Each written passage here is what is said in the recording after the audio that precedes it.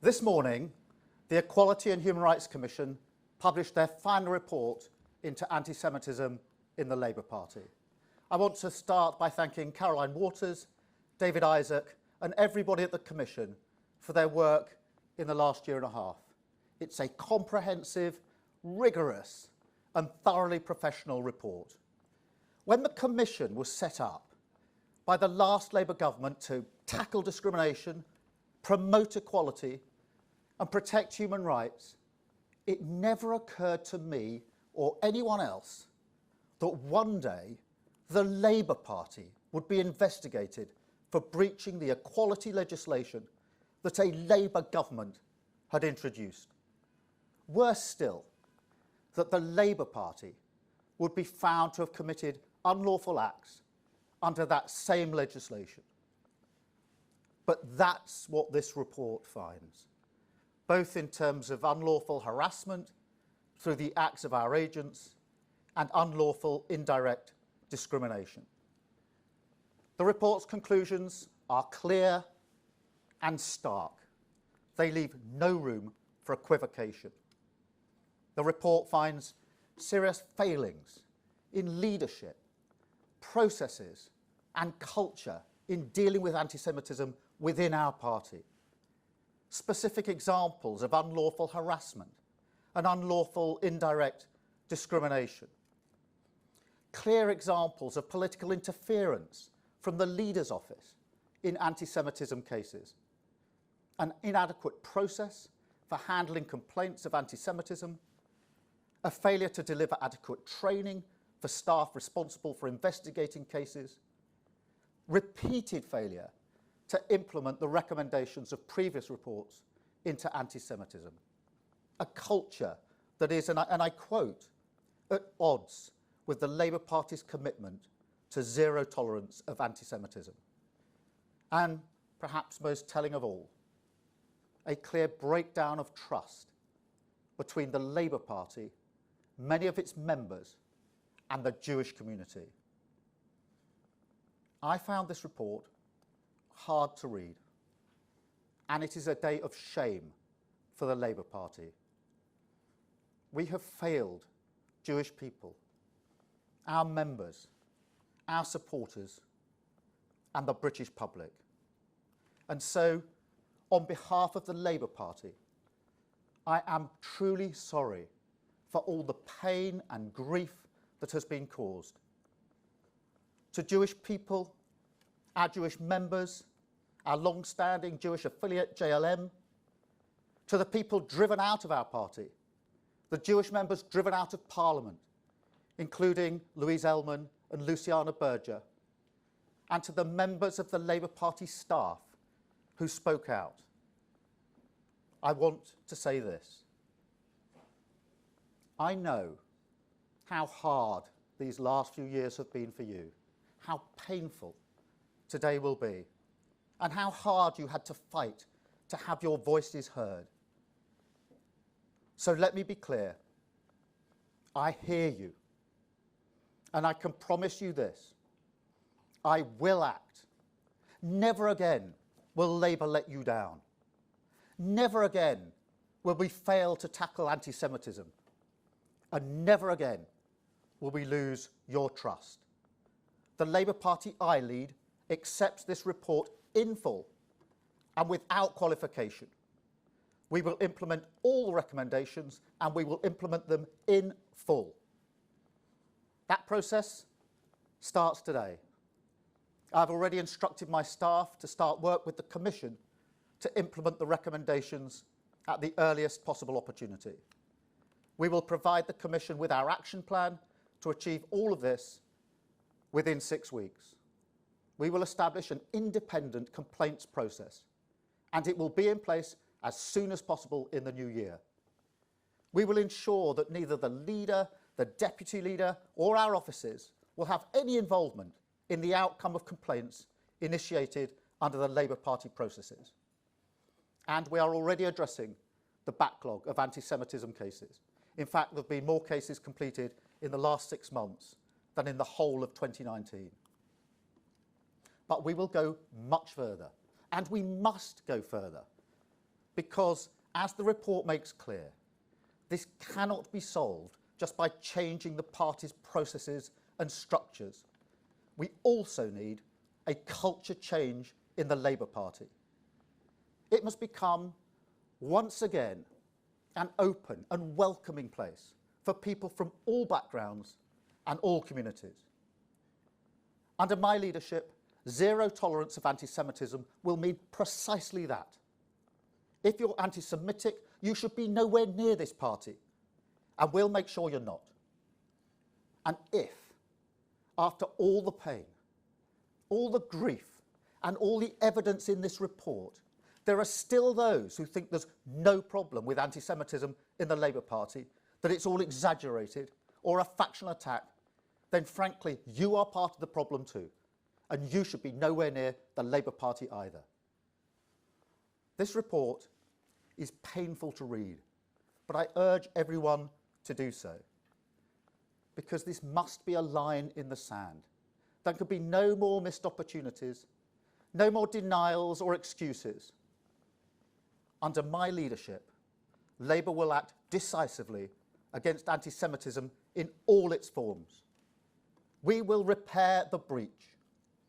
I know it will take time and hard work, but when I stood for leader of this party, I was clear that my first priority would be to root out anti-Semitism and rebuild trust. That started in April. We've made progress, and it will intensify today. But I will only consider it a success when those members who left our party because of anti-Semitism feel safe to return, and when we no longer hear the words Labour and anti-Semitism in the same sentence. Thank you. I think we are now going to questions, and I think we have Vicky from the BBC first, please. Vicky. Keir Starmer, you have apologised today on behalf of the Labour Party. What about a personal apology? You sat in Jeremy Corbyn's shadow cabinet for years. Why didn't you speak out more publicly when you knew what Labour MPs were saying about anti-Semitism? And do you think that Jeremy Corbyn and the staff in his office should stay in the Labour Party? Vicky, I spoke out, as you know, both in the shadow cabinet and outside the shadow cabinet. That's a matter of record on issues such as the international definition and the rule changes we needed. But we all have to accept the findings in this report. We all have to accept responsibility. And that is why my first act as leader of the party on the 4th of April, I apologised unreservedly for the anti-Semitism, and I do so again today. We all need to understand the hurt and pain that's been caused by this. Thank you. Can we now go to ITV? I think Libby. I think you need to unmute. Libby, we can't hear you. You're muted, I think.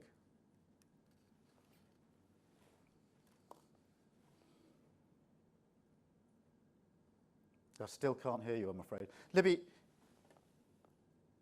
you may be muted still. Yes. Can you hear me now? Yeah, we got you. We got you. Sorry about that. That's all right. Keir Starmer, do you think that your predecessor was ever fit to be leader of the Labour Party? And do you think that he still has a place in the party now? And can I also ask on the issue of the latest figures on the spread of coronavirus, is it time for a national lockdown? Well, Libby, the report doesn't make individual findings about Jeremy Corbyn. It has strong findings about a collective failure of leadership. We all need to understand that. We all need to accept that and act on the recommendations. And that's what I'll be doing, working with the Commission, as we have done in the last 6 months. So that's the approach I will take. On the numbers of infections, I think across the country, everybody is very concerned by the rising number of cases and, tragically, by the rising number of deaths. That is why I called for a circuit break that could have coincided with half-term. My concern is that the tier system is not doing enough to bring the infection rate down. And that's why I say again to the Prime Minister, he needs to go further and faster to get control of the virus. Thank you. Can we go to Kate, I think, at Sky? Kate. Mr. Starmer, you've just said, after all the pain, all the grief and all the evidence in this report, there are still those who think there's no problem with anti-Semitism in the Labour Party, that it's all exaggerated or a factional attack. Then frankly, you are part of the problem too, and you should be nowhere near the Labour Party either. Given you've just said that, and given that Jeremy Corbyn in a statement has just said that the scale of anti-Semitism was, quote, dramatically overstated for political reasons by our opponents, what are you going to do now to show that you are serious and that Jeremy Corbyn has no place in or near the Labour Party? Kate, I'll look carefully at what Jeremy Corbyn has said in full, but I've said a moment ago, and I'll say it again, those that deny there's a problem are part of the problem. Those that pretend it's exaggerated or factional are part of the problem. And under my leadership, we will have zero tolerance of anti-Semitism. Under my leadership, we will accept this report in full, recognise the hurt that's been caused, and act on the recommendations with speed. Thank you, Kate. Can I go to, I think, LBC, Ben? Ben. Thank you, Sir Keir. Many people in the Jewish community will welcome what you've said today, but many more will feel it doesn't go far enough. This is a highly damning report that finds the previous leadership of the party you now lead broke the law, was acted unlawfully in 3 ways. MPs, members, other affiliates have been disciplined, have faced disciplinary action for far less. So as the current leader, do you want to see that route utilised for people who said this was manufactured by Israel, to quote one trade union leader, for the people who were found to have unlawfully interfered in the complaints process, and for the MPs, the former party leader, who were ultimately responsible for what the EHRC found was a huge and unlawful, indeed, failure of leadership? Ben, on how far we've gone, we have taken action in the last 6 months since I took over as leader of the Labour Party. We will now take action on this report. We will fully implement all of the recommendations and we will do it speedily. But I recognise the challenge is also about the culture of the Labour Party, and we're determined to take up that challenge as well. And that is why we will continue to take action against those that are anti-Semitic in our party. They shouldn't be in the Labour Party, and we intend to make sure that they aren't. Thank you, Ben. Channel 4, I think, Liz. Liz. Yes, so this is a report that has found that the leader of the Labour Party, Jeremy Corbyn, oversaw a period of discrimination and harassment against Jewish people. You say you want the Jewish community to trust you. You need to throw him out of the party, don't you? Well, Liz, there weren't individual findings against Jeremy Corbyn. There was a collective failure of leadership. That's the clear finding and the painful finding in this report. The Commission have been clear about what they think the appropriate action is. They've set it out in terms in the recommendations. I intend to implement all of those recommendations, to implement them swiftly, and to tackle the culture change that needs to happen under in our party. And that's the leadership I intend to show on this. Thank you. I think we're going to the Jewish Telegraph. Is it Adam? Yep. Adam. Hi. While you've said there were no individual findings in the report for certain cases, it did state in the report that certain investigations into Jeremy Corbyn were actually blocked. Will you be re-looking at those cases, and if those cases find what everyone in the Jewish media expects, will you be then calling for him to resign? Adam, we'll look at all cases, and part of the challenge has been to speed up the process with the cases that are already in the pipeline. And we've done a lot of work in the last 6 months to speed that process up. As I said a moment ago, more cases have been determined in the last 6 months than were determined in the whole of 2019, and more actually than were determined in the years 2014 to 2018 combined. So we will look at all of the cases. We need to make sure they are dealt with quickly, fairly and efficiently, and we absolutely need to speed up the process. Thank you. I think Lee from the Jewish Chronicle is next. Hi. Some suggest you only started to take action against anti-Semitism once you became leader, and that you did little and stood by when Corbyn was in charge. Can I ask what support you gave to Luciana Berger when she left the party in February 2019, How many times did you speak to her? And when did you last speak to her as she left the party? Lee, thank you. I mean, I'm on record for having spoken out on anti-Semitism, as I say, both inside the shadow cabinet and outside the shadow cabinet. So that's a matter of record. And I have spoken to a number of people who left our party, and I actually spoke to Luciana last night. So thank you for that. Justin, I think. Was that the first time? Justin, I think, from the Jewish Chronicle, from the Jewish News. I'm sorry. Justin. Hi, Keir. Jewish News. I'm sorry. Yeah. Would you welcome back Luciana, Louise, and also Ian Austin and others who left the party specifically because of anti-Semitism? Well, I can't speak for them, but I do. The test I've set for myself is effectively when they and others feel that it's safe to return to the Labour Party.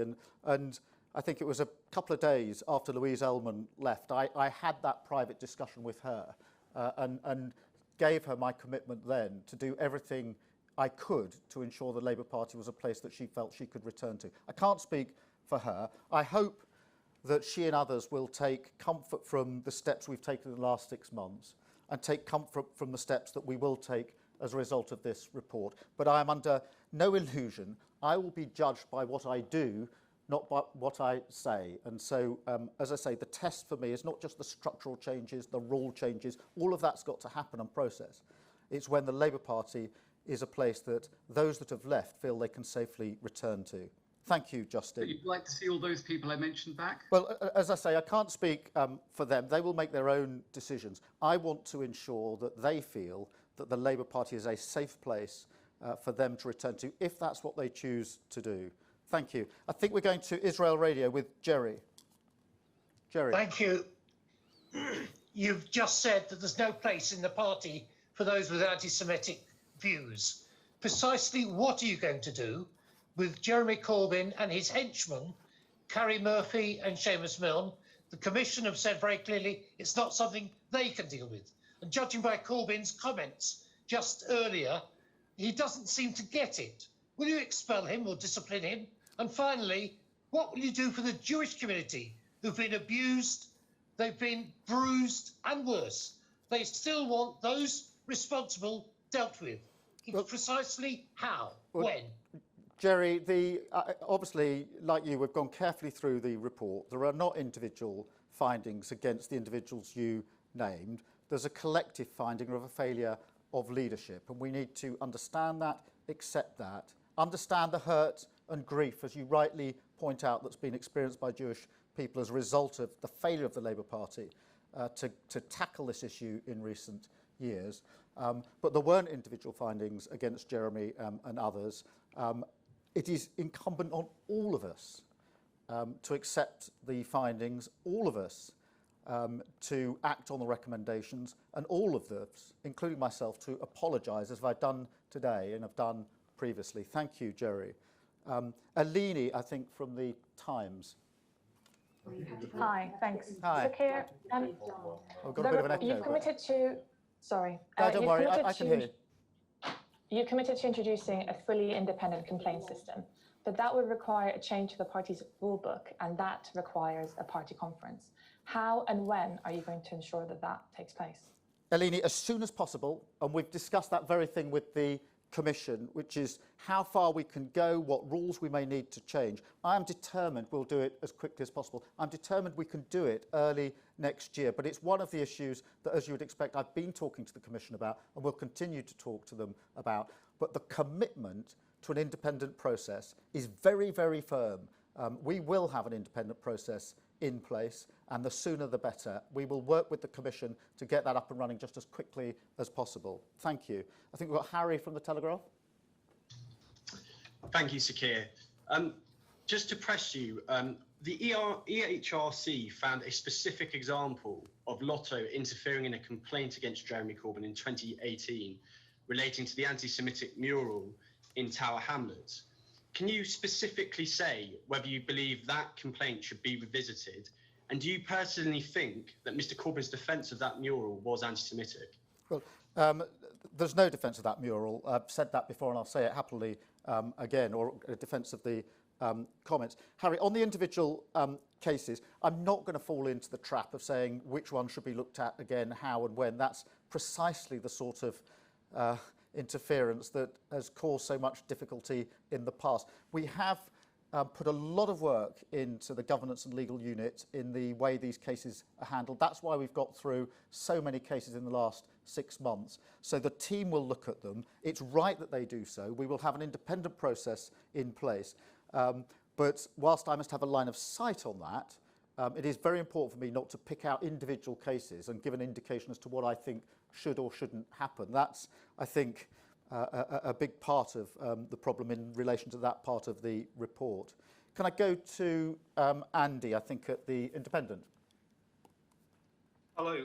You've correctly said, Sir Keir, that the report today doesn't make individual findings of wrongdoing by Jeremy Corbyn, but the EHRC have just said to us that it's not within their remit to investigate individual allegations against individual people. That is the responsibility of the party. So clearly the responsibility for investigating things like the complaint about the mural rests with the party and not with the EHRC. How can Jewish people have confidence in you if you're unable to say clearly that in that case about the mural and in any other cases which relate to Jeremy Corbyn, those will be among the ones which are looked at by the party? And could I also ask, do you think that Jeremy Corbyn is personally anti-Semitic? Look, Andy, those cases are for us to investigate. Of course they are. I was simply making the observation that there aren't individual findings in relation to the report.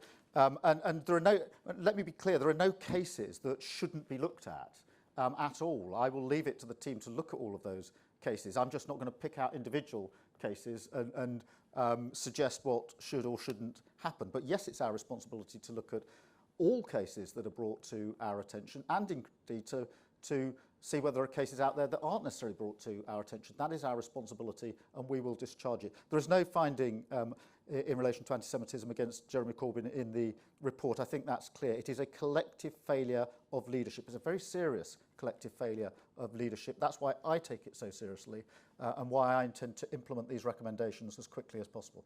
Thank you all very much.